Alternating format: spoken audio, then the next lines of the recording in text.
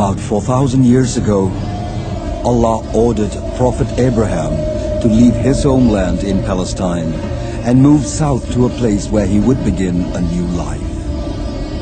Along with his wife, Siti Hajar, and their son, Ismail, Abraham had to endure great difficulties till he finally reached a barren, uninhabited land.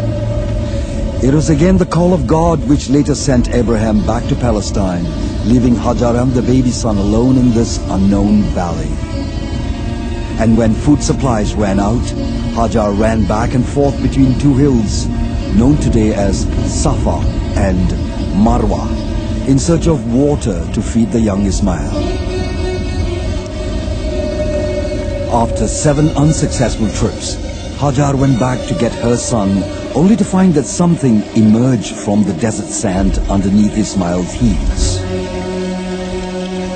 Then, a spring slowly appeared, and Hajar knew right away that it was God's miracle to save both of them from the unbearable heat of the scorching land. The miracle water, known today as Zamzam, had never stopped flowing from that same place ever since. Zamzam became the source of life to this otherwise deserted land. Human settlements appeared one by one here, known back then as Makkah, meaning narrow valley.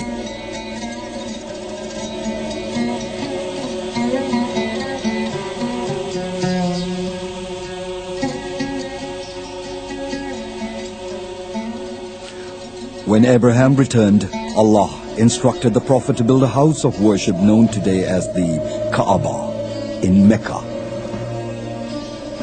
The face of Mecca has changed tremendously ever since.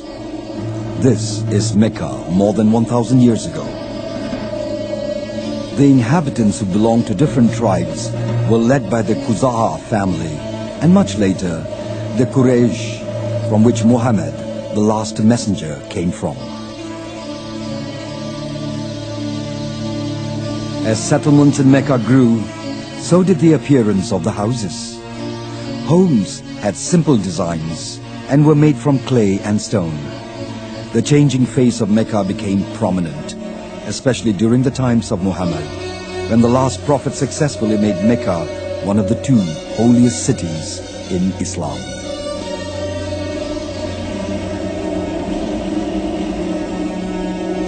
This is the Masjidil Haram, the Grand Mosque of Mecca, during the rule of the Umayyad dynasty in the 8th century.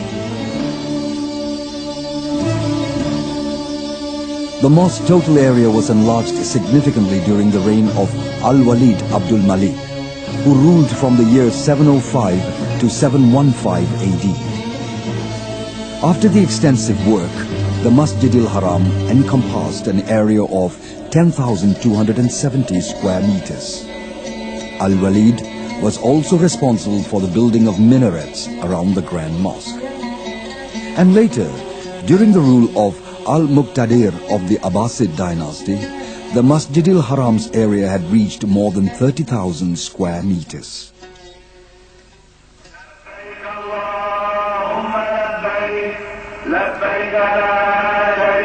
Once a year, pilgrims from all over the world converge in this holy city to perform the Hajj, or pilgrimage, the 5th pillar in Islam. In the 1950s, the number of pilgrims reached the 200,000 mark, double the number in the 1920s.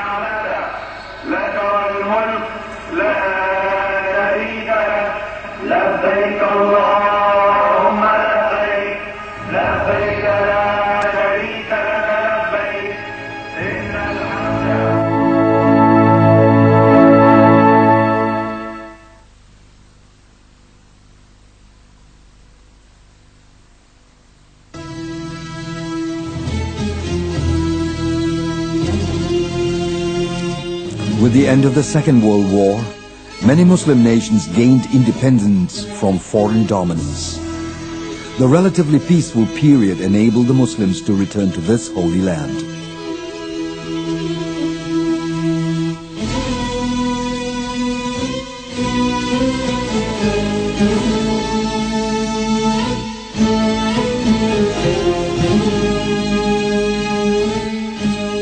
pilgrims may be of different races, but they speak the same language. That is, Allah is great. And they too share the same wish to perform the Hajj, the fifth pillar in Islam.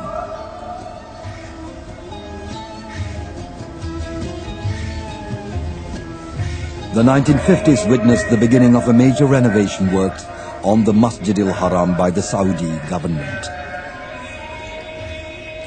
The last time the Grand Mosque of Mecca was enlarged was 11 centuries ago during the rule of Al-Muqtadir of the Abbasid dynasty. By the 1960s, the city of Mecca already had its own unique landmark to differentiate itself from the rest of the country. Mecca and also Medina are known as the forbidden cities, where non-Muslims are not allowed to enter. The landmark where non-Muslims were forbidden to enter was situated 24 kilometers from the holy city of Mecca.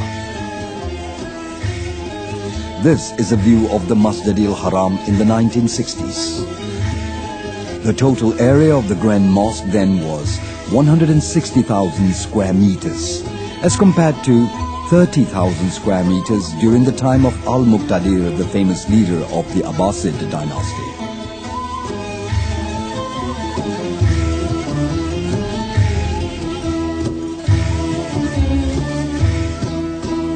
In the 1960s, the Masjid al-Haram could accommodate more than 400,000 worshippers at the same time.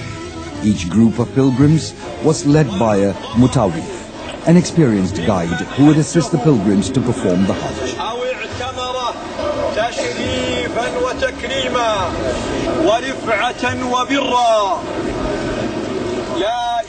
It was during the rule of the Umayyad dynasty that the Kaaba began to be adorned with verses from the Holy Quran.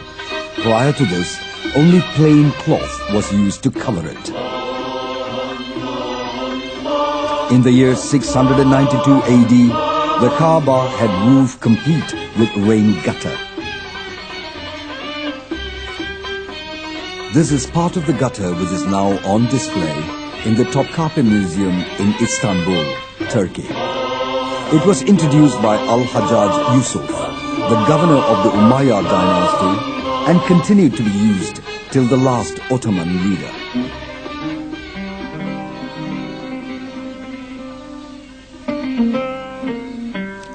The gutter was later plated with gold in 1853 during the reign of Sultan Abdul Majid I. The Turkish Ottoman dynasty was founded in 1281. In 1517, one of its leaders, Sultan Salim I, was awarded the key to the Kaaba, which symbolized the beginning of the Ottoman sovereignty over the holy cities of Mecca and Medina. The Ottomans also took great efforts in the maintenance of the Kaaba. Part of the work was to replace the aging wooden doors. They are now on display in the Topkapi Museum in Istanbul.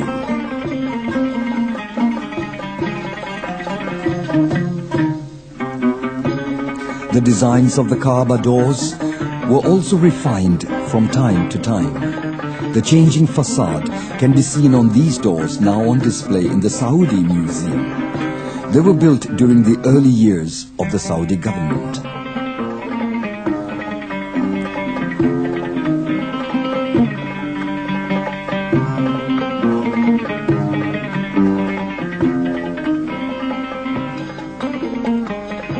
Later, the appearance and strength of the doors were reinforced by covering them with copper. Back then, the design of the doors did not include verses from the Holy Quran.